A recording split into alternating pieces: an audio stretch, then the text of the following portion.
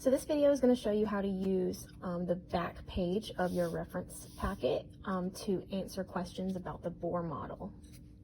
So this diagram represents the Bohr model of the hydrogen atom, and what you'll see is we have our nucleus and then we have all of our energy levels, and those energy levels are numbered. So this is the first, second, third, fourth, fifth, sixth energy levels. And these little black dots are our electrons, okay? And what you're seeing is these arrows are showing you where the electrons are jumping. So remember, in the Bohr model of the atom, we talk about how the electrons jump between the energy levels. And when they're in the excited state, they're farther away from the nucleus, and they jump back down to the ground state, which is closer to the nucleus. When they do that, then they give off energy. They give off some form of light. And so what this model does is helps us figure out exactly what kind of light is given off. So these are the different kinds of questions you might see. You might be asked for a wavelength. You might be asked for where on the spectrum does it fall, or you might be asked what color of light is given off. So we'll talk about one of each of those examples. This first example, number 1, says that the electron starts at n equals 3 and it transitions to n equals 1. So to answer this question, we need to find which electron represents that transition, that jump. So if we're starting at n equals 3, I need to figure out which one of these rings represents n equals 3. It's going to be this one right here.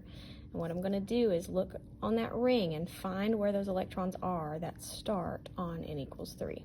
So we have one right here, but what we need to make sure is if that's the right one, because there's more than just that one. We have this one down here, and that's the only ones. So we have this one or this one, and we just need to figure out which one is the right one.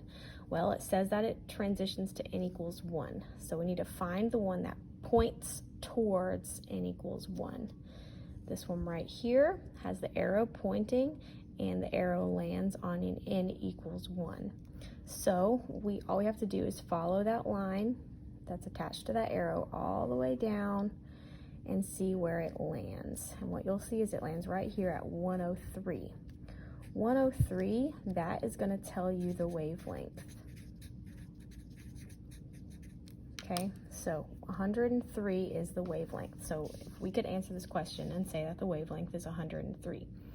Now the units for that, if you look at the top, it says that the measurements are in nanometers.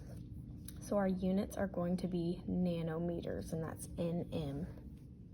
The other thing we can use this to figure out is where on the electromagnetic spectrum does it fall. So the bottom of this chart has 3 parts to it. It says IR, it says visible, and it says UV. So what that is telling us is where on the spectrum these numbers are falling. So IR stands for infrared. So that means all of these numbers fall somewhere between here and here. Visible light is down here, so that's this little tiny section between here and here, but we had to break that up and bring it down here. So that would be our visible light, that's right here, and then UV stands for ultraviolet, so that's right here. So what you'll notice is that 103 falls right here in the section that represents UV. So where does it fall on the spectrum? It falls in the ultraviolet region. Now number 2 says that the electron starts at n equals 6 and transitions to n equals 2. So let's go ahead and find that electron. So we're starting at n equals 6. Let's follow that around. Here's one. Let's find out if it's the right one. We got to make sure it gets to n equals 2, which is right here. And if we follow that electron all the way in, we see that it does land on the second energy level. So we can follow that down and find out that the wavelength for this electron would give off 410 nanometers. and we would see that it falls in the visible light spectrum. So we have this third question that we can actually answer now, because it says if it is visible light, we want to know what color. So since this is visible light, I'm going to show you how to figure out what color it is. So like I showed you earlier, the visible light is right here in between the infrared and ultraviolet, but it's such a small section that we had to break it up and bring it down here so that we could see all the different colors. So these are the colors of the rainbow, and this section of the spectrum represents all of the colors and the kinds of light that we can see.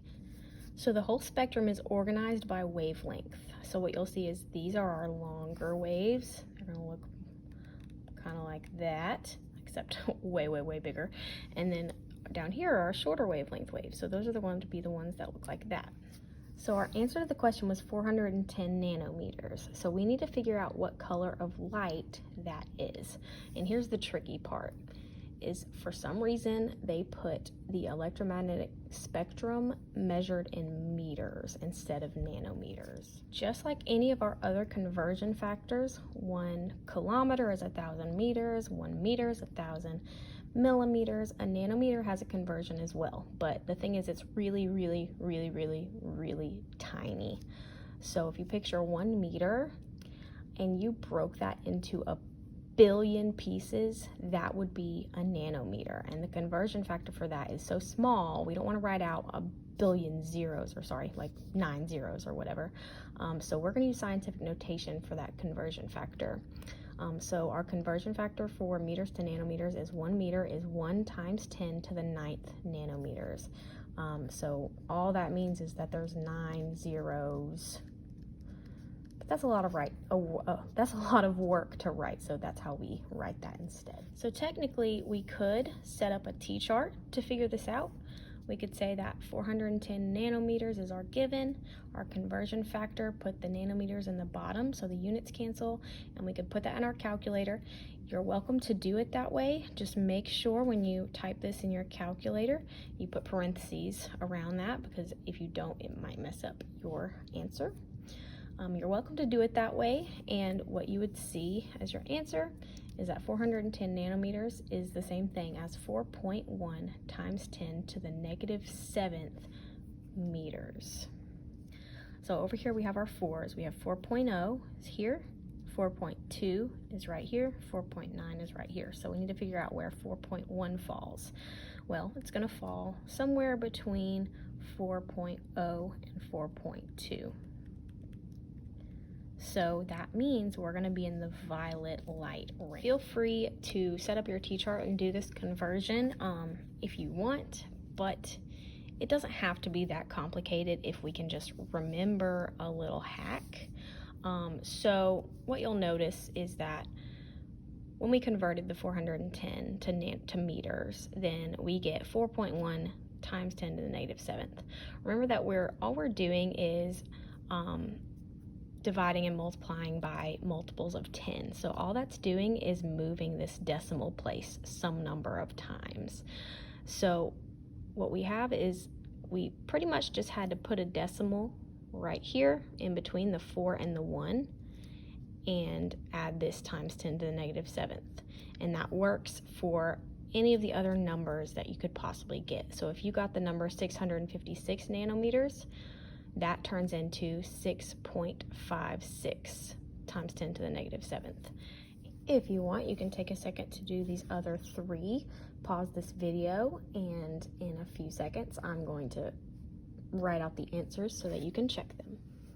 Okay, here are those answers so you can check your work.